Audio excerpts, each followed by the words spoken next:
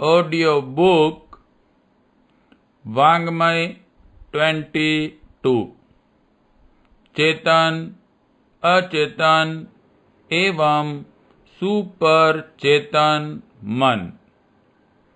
Chapter 2 part 34। अपने मन को साधिए, सुसंस्कारी बनाइए।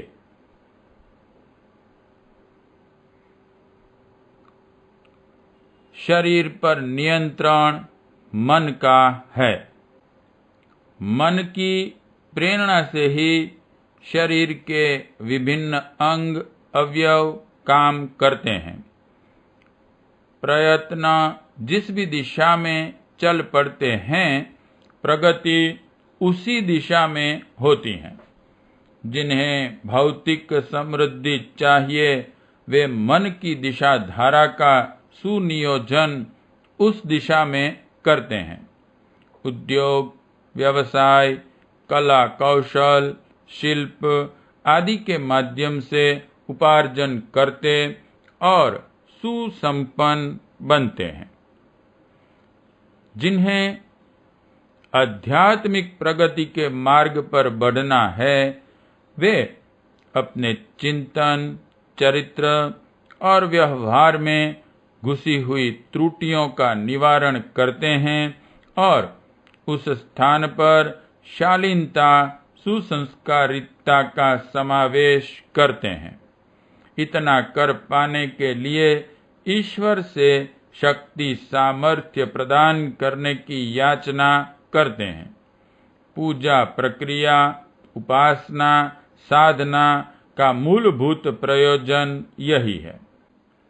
कांटों में भटकने और सस्ते दामों में बहुमूल्य उपलब्धियां पा लेने की फिराक में रहने वालों को ही असफलता जन्य निराशा का सामना करना पड़ता है।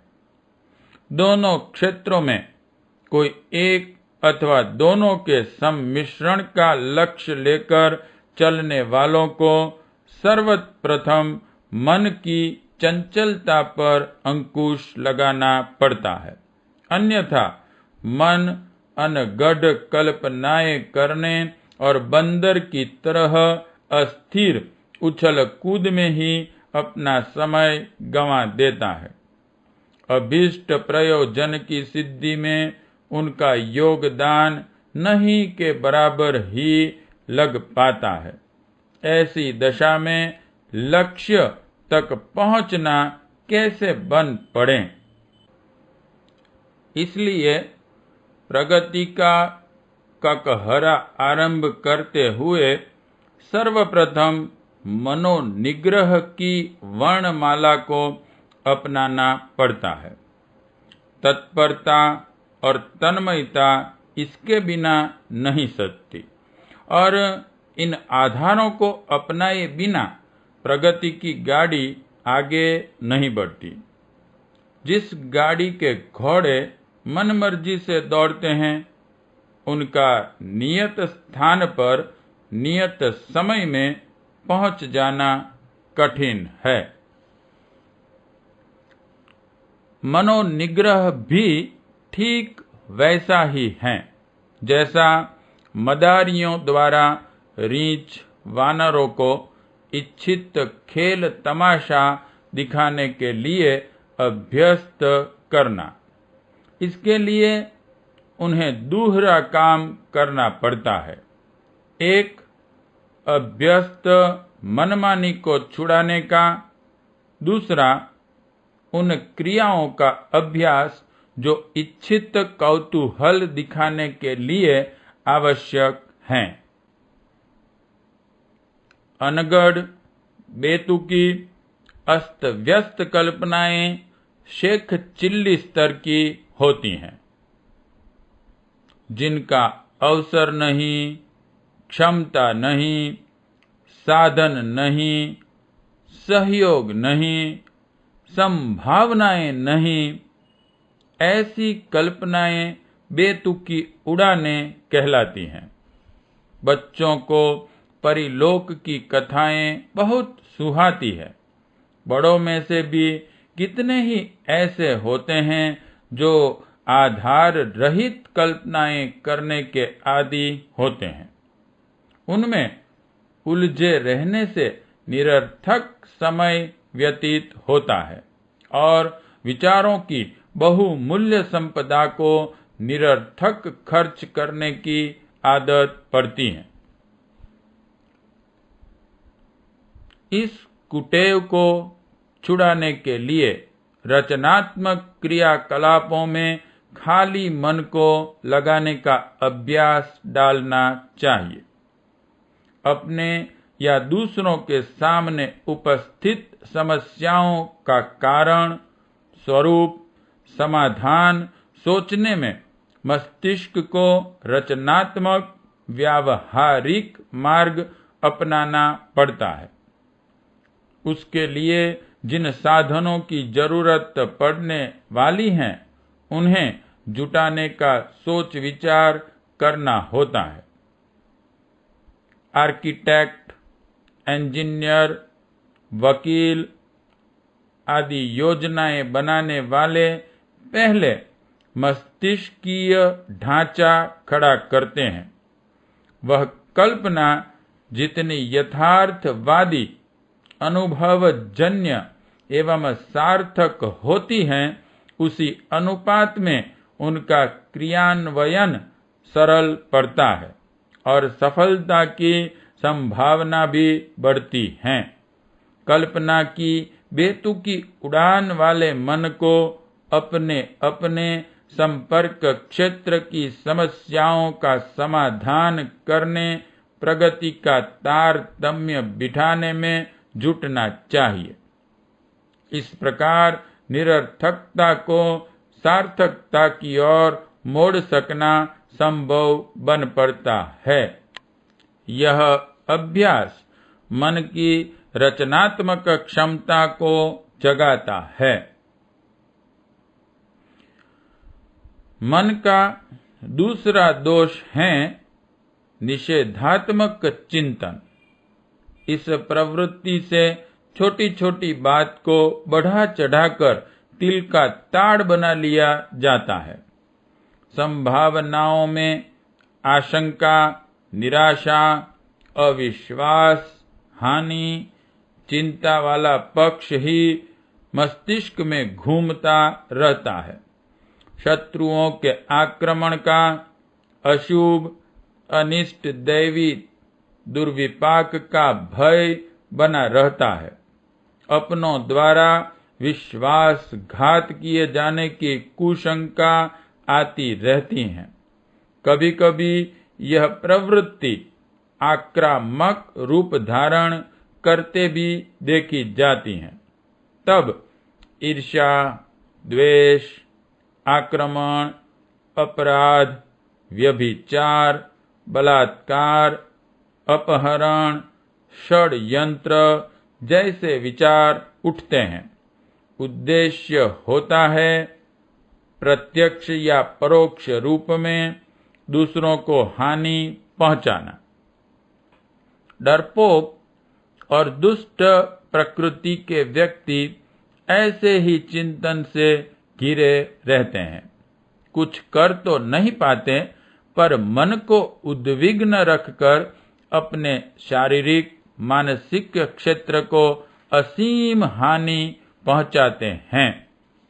इसके अतिरिक्त मस्तिष्कीय वह कोमलता भी नष्ट होती है जो प्रगति के पथ पर बढ़ चलने का मार्ग सुझाती हैं।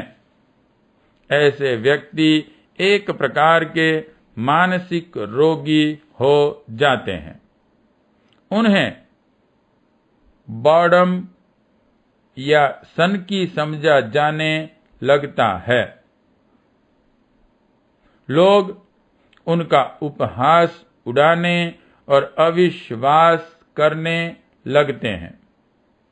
कल्पनाएं मस्तिष्क की तीक्ष्णता नष्ट करती हैं और संपर्क क्षेत्र में व्यक्तित्व को गया गुजरा समझे जाने का माहौल बनाती हैं।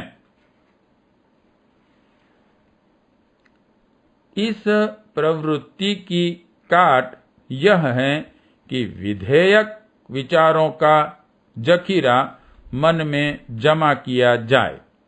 असफलता को निश्चित मानने की अपेक्षा सफलता की संभावनाओं का ढांचा खड़ा करना चाहिए। निराशा के स्थान पर आशा को प्रश्रय देना चाहिए। अविश्वास के स्थान पर विश्वास करने की आदत डालनी चाहिए। मनस्वी और तेजस्वी व्यक्तियों द्वारा किए गए पुरुषार्थों की कथा ज्यादा पढ़नी, सुननी या स्मरण करनी चाहिए। उत्साहवर्धक अभिवचन या कथानक स्मृति पटल पर खुली हवा की तरह आने देना चाहिए। अपना भविष्य सूर्य किरणों या चंद्रमा की चांदनी की तरह चमकता हुआ देखना चाहिए।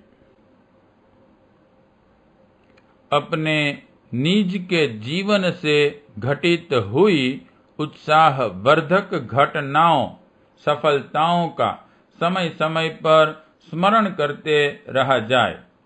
इसके अतिरिक्त परिचित अपरिचित क्षेत्र में भी ऐसा ही कुछ हुआ हो तो उसे नोट रखना चाहिए।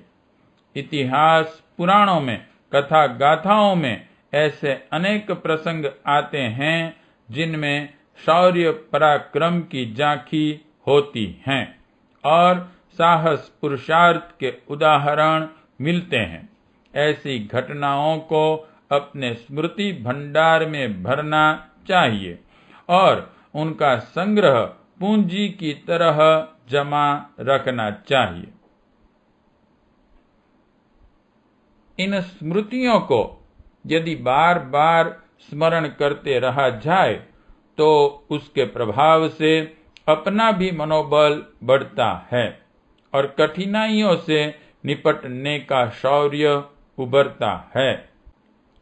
अनुपयुक्त विचारों को सद्विचारों से टक्कर कराते रहा जाए तो मस्तिष्क पर चढ़ा हुआ हेय चिंतन सहज ही निरस्त होता रह सकता है। हमें उज्जवल भविष्य के सपने देखने चाहिए। भविष्य निश्चित नहीं है और बुरा भला कैसा भी हो सकता है। इस अनिश्चितता का यदि निषेधात्मक पक्ष लिया जाए तो प्रतीत होगा कि अगले दिनों संकट की घटनाएं टूटने वाली हैं। किंतु यदि विधेयात्मक पक्ष अपनाया जाए तो समझा जा सकता है कि हर कठिनाई का हल निकल सकता है और हर प्रतिकूलता से जूझा या उसे सहा जा सकता है। आत्मगौरव और आत्मबल पर विश्वास रखने से मनुष्य अपनी हीनता से, दीनता से पीछा छुड़ा सकता है। सोचा यह जाना चाहिए कि जब उजाले से भरा दिन नहीं रहता तो अंधेरे भरी रात सदा सर्वदा बनी रहेगी, ऐसा क्यों मानना चाहिए? अपने बल और पराक्रम को घटाकर क्यों आंकना चाहिए? कुकल्पनाओं के जंजाल में क्यों उलझकर अपने मनोबल को गिराना चाहिए? पाठ 34 समाप्त।